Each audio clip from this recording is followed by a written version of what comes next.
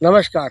मैं कैलाश पांथरी आज आपको खेतों के दर्शन कराने जा रहा हूँ, क्योंकि इस समय रबी की फसल बिल्कुल पककर तैयार हो चुकी है। और इस समय जो गेहूँ है, सरसों है, चना है, जौ है और बाजरा है, बिल्कुल एकदम पकने को तैयार है।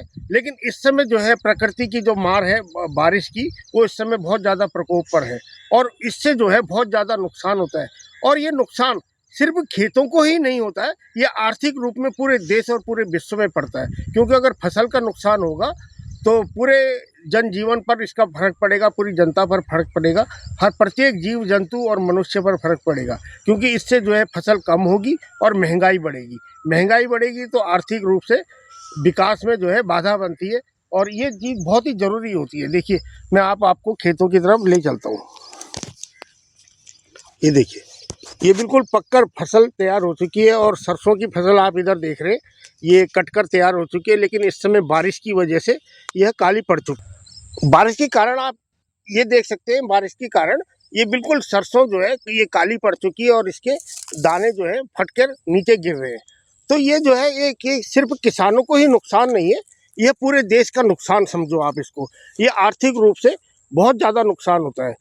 फसल जो है हमारे जीवन में बहुत ही आवश्यक है, और क्योंकि इसी से जीवन यापन हो सकता है और प्रत्येक जीव इसी से जिंदा रह सकता है।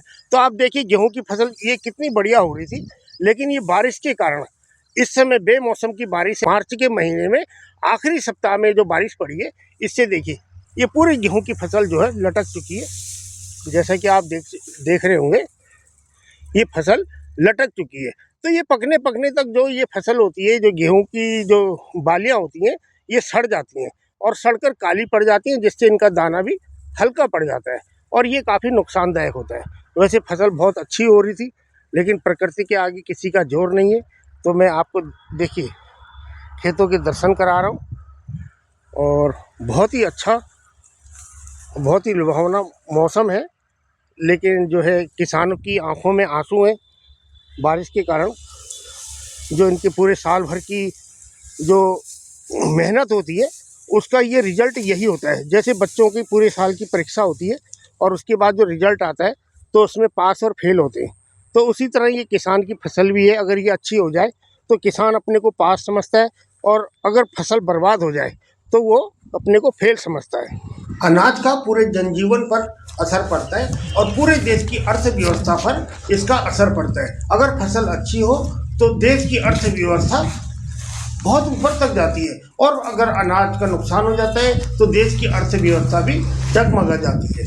तो आपके अपने क्या विचार हैं, कमेंट बॉक्स में अवश्य बताएं।